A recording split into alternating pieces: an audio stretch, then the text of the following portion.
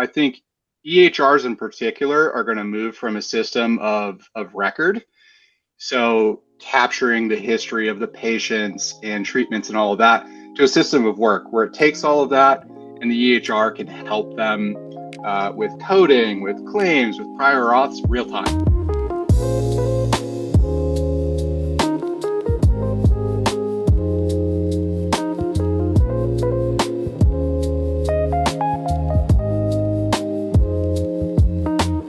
Welcome to Off the Chart, a business and medicine podcast featuring lively and informative conversations with healthcare experts, opinion leaders, and practicing physicians about the challenges facing doctors and medical practices. My name is Littrell. I'm the associate editor of Medical Economics, and I'd like to thank you for joining us today. In today's episode, I sat down with Aaron Ledbetter, solutions and growth strategist at Veradigm. He spent years in value-based care policy and payer contracting before moving to the technology side, and he spent the last several months with the findings of Veradigm's 2026 State of Independent Practice report. Today, we get into why 26% of practices surveyed reach serious acquisition talks before deciding to stay independent, why a denied claim still takes 1 to 2 weeks to surface, and what he means when he says the electronic health record has to stop being a system of record and start being a system of work. And a quick note before we start, Medical Economics and Veradigm are hosting a live virtual event on the same subject on Wednesday, August 26th at 2 p.m. Eastern. Registration link will be in the show notes below. But with all of that said, Aaron, thank you for joining us. Let's get into the episode. Aaron Ledbetter, thank you so much for joining me today. Austin, thank you for having me. It's a pleasure to be here.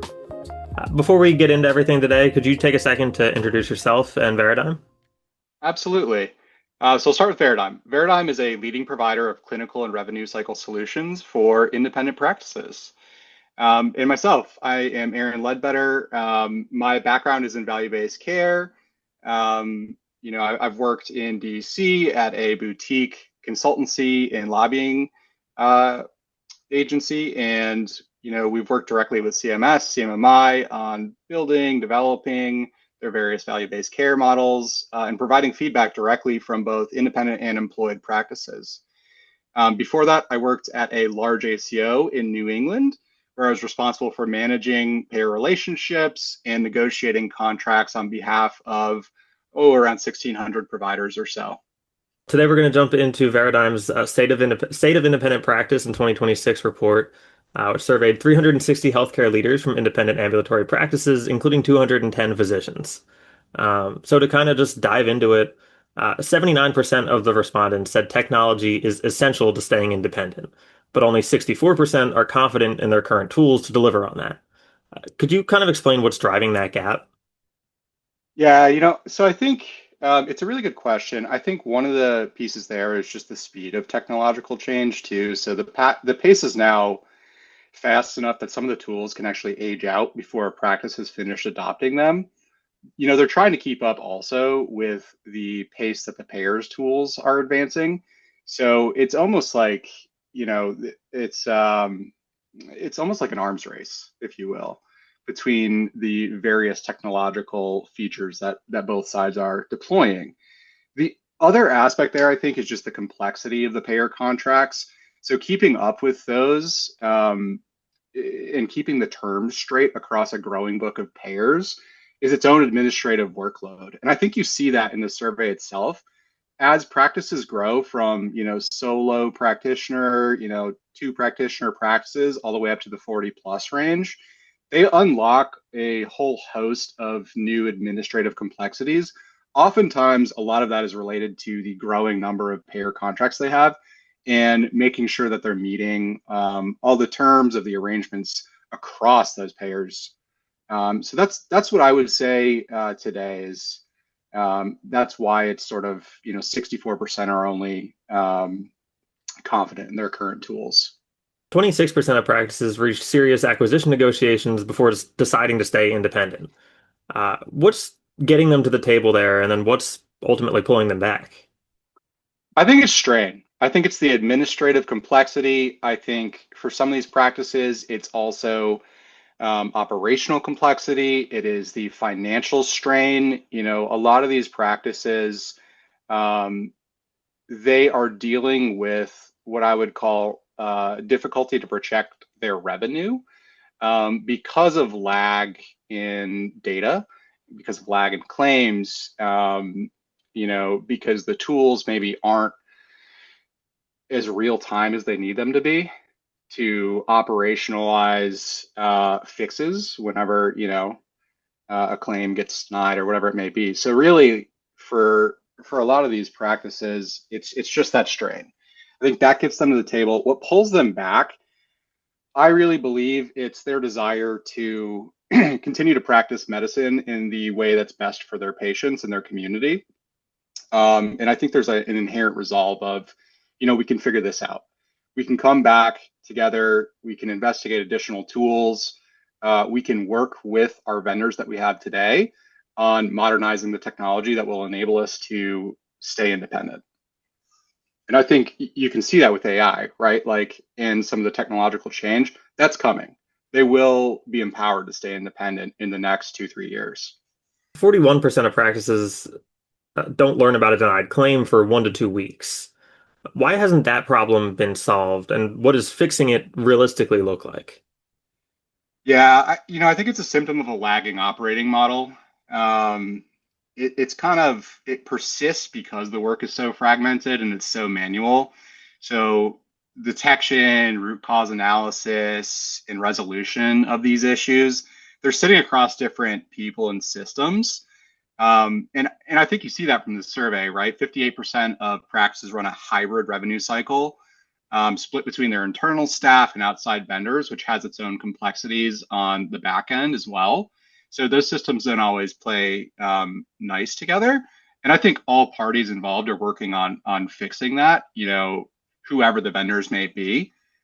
Realistically, I think fixing it means moving detection earlier, making sure that data is more near real time, rather than weeks later, when it comes back as like a denied claim or whatever it may be. That's my perspective, at least from the survey. Denial drivers in the survey are scattered across the entire revenue cycle. That's eligibility, coding, documentation, prior auth, payer policy. How do you begin to approach a problem that fragmented? Yeah, I think it has to be a coordinated approach across the whole revenue cycle, rather than aimed at one stage. Because if you aim at one stage, there are going to be, much like anything else you would do, there's going to be other outcomes at other stages that you maybe don't predict. So I think the common thread underneath all of this, it's not just the single workflow, it's a lack of early visibility and too much manual handoff. So there's eligibility errors, there's missing data, there's coding mismatches. It all kind of traces back to the information that either wasn't captured or was captured incorrectly, or wasn't surfaced early enough. So I think any solution that is developed needs to be focused on the entire revenue cycle picture and all of the parties involved and what their work streams look like.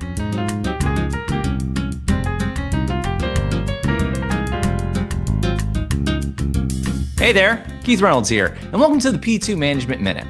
In just 60 seconds, we deliver proven, real-world tactics you can plug into your practice today, whether that means speeding up check-in, lifting staff morale, or nudging patient satisfaction north. No theory, no fluff, just the kind of guidance that fits between appointments and moves the needle before lunch. But the best ideas don't all come from our newsroom. They come from you. Got a clever workflow hack, an employee engagement win, or a lesson learned the hard way? I want to feature it. Shoot me an email at kreynolds@mjhlifesciences.com with your topic, a quick outline, or even a smartphone clip. We'll handle the rest and get your insights in front of your peers nationwide. Let's make every minute count together. Thanks for watching, and I'll see you in the next P2 Management Minute.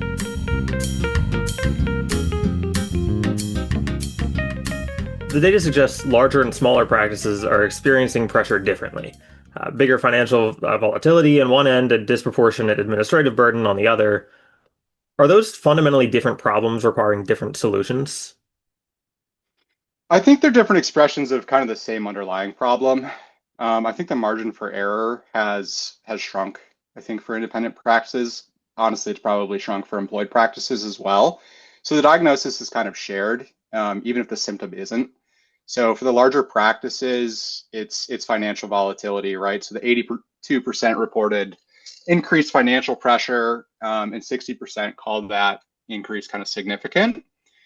That looks like from our survey that it's been driven by payer relationships and more complex workflows. So to simplify it, that scale that some of these physician practices achieve, it adds additional exposure. And the exposure is complexity of a wide variety of payer contracts. So it doesn't really insulate them, which you would think would happen for a larger practice. It actually makes it more complex. For the solo practice side of things, oftentimes you have one doc, two docs doing the prior auths, the follow-ups after hours. So it's very difficult there from a people perspective. If one person is out, that can really diminish their ability to serve their patients. So there, I think, again, it's very much a technology aspect. The technology needs to work for them. It needs to reduce the burden that they have both during clinic hours and after. 88% say that AI and automation could meaningfully improve efficiency. Physicians have heard that before, whether that's any kind of different technology, Right. EHRs to name one. Um, what's actually different this time? Yeah, and I would say they're right to be skeptical. I mean, there's been a lot of promises of technology fixing their problems, and frankly, I think they're probably at a point where some of it does fix their problems, but the application, the number of applications that are out there is probably driving app fatigue, to be totally honest with you. Not all the apps play well together. I think it's coming where they will. But honestly, I would say some of the solutions that are coming or that are out there and are developing, like ambient documentation from an ambient scribe, automation of some of the repetitive administrative work, whether it's prior auths, reporting, denials follow-up, that's going to happen in the background of workflows in the future state. I would say in the next 2 to 3 years, rather than adding steps to it, right? So I think EHRs in particular are going to move from a system of record, so capturing the history of the patients and treatments and all of that, to a system of work where it takes all of that and the EHR can help them with coding, with claims, with prior auths real time. And that will really, I think, be a game changer for independent physicians, absolutely, but honestly, the entire industry. Nearly half of respondents cite administrative requirements as the top barrier to value-based care participation. That's ahead of things like clinical complexity and financial risk. A lot of that is a payer design problem. So what can technology realistically do about that? Yeah, and so I think that's actually where the EHR comes into play too. So moving to that system of work, I think it can flag patients that are in different value-based care arrangements. I think it can help them to understand, and frankly, all their vendors should help them understand some of the complexities of the arrangements that they're in. I would say one thing that I know from working in an ACO and negotiating these contracts, they're all slightly different. It's very, very difficult to track the differences between them. And you do need almost a small army of people to do so that you're successful. But practically, I think it means automating some of the quality measure tracking across contracts, reporting data without all the manual abstraction and giving practices visibility into their care gaps real time. So before a patient comes in, you know what the care gap is that you're trying to close. The providers are doing this work, right? They're just not getting the credit for it. And so the system needs to enable them to receive that credit so that they can get paid for closing quality gaps, for achieving reductions in total costs of care, for shared savings. And we're moving toward that, I would say, rapidly. Physicians ranked as the hardest position to both recruit and retain. If a practice can't solve its staffing problem, how much does the technology conversation actually matter? And alternatively, what role could technology play in that solution? Yeah, so, and I think this is actually a problem that we're seeing across the healthcare landscape. Positions certainly very difficult to recruit. I would say you see this even with MAs, with RNs, with PAs and NPs. Across the board, it's very, very difficult to recruit. It's a super competitive industry at the moment. Obviously with physicians, there is an aspect from the independent provider organization where you're competing with employed, where you have that guaranteed paycheck. But the independents offer the ability to practice medicine in a way that is, the best for their patients in their beliefs. So I think here, what can set the independent physicians apart is automating many of those administrative tasks, whether it's documentation, again, the denials, follow-up, and prior auth. That's going to make them more competitive, right? If a physician can choose between somewhere where that isn't automated and where it is, they're going to go to where it's automated and they have more work-life balance. So I think that ultimately is going to be a competitive driver for the independent practices. Sure. The white paper describes independence as an operating model that must be actively managed. For small practices without dedicated operations teams, what does that actually look like on a day-to-day?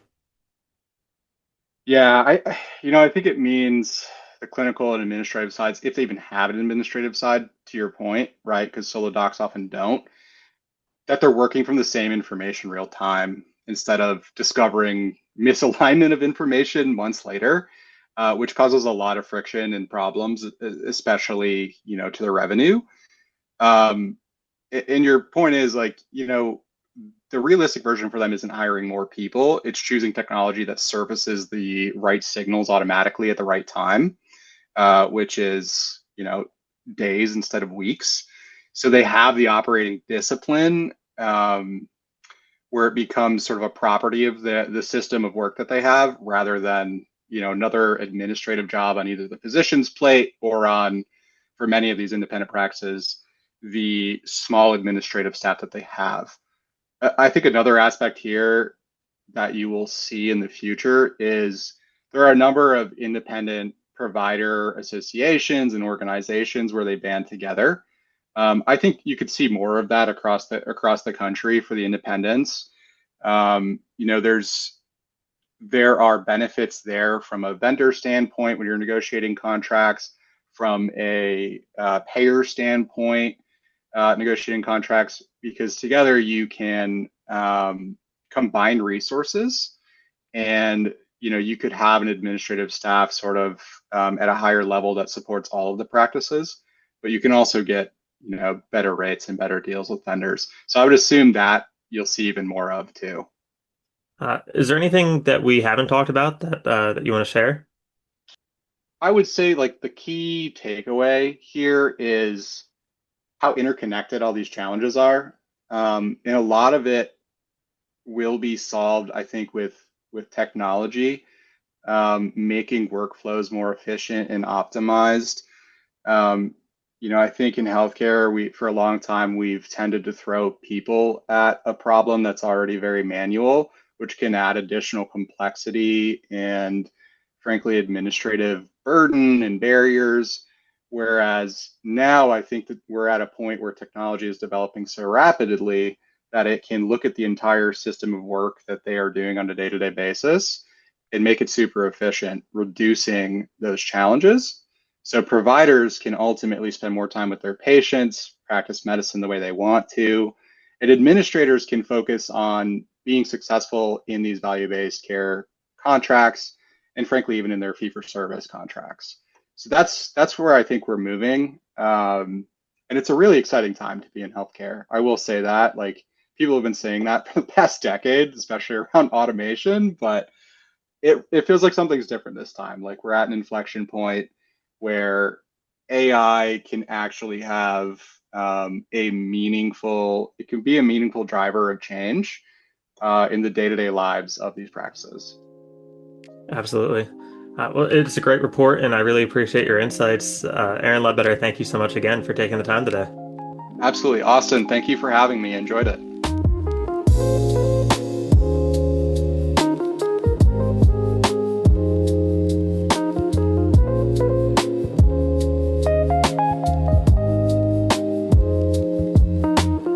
Once again, that was a conversation I had with Aaron Ledbetter, Solutions and Growth Strategist at Veradigm. You can find our full Q&A with him along with Veradigm's 2026 State of Independent Practice Report linked in the show notes below. And one more reminder, Medical Economics and Veradigm are hosting a live virtual event on the same subject, the State of Independent Practice in 2026, on Wednesday, August 26th at 2 p.m. Eastern. The link to register is below. I highly recommend checking this one out. But with that said, my name is Austin Littrell, and on behalf of the whole Medical Economics and Physicians Practice teams, I'd like to thank you for listening to the show and ask you please subscribe so you don't miss the next episode. As always, be sure to check back on Monday and Thursday mornings for the latest conversations with experts sharing strategies, stories, and solutions for your practice. You can find us by searching Off the Chart wherever you get your podcasts.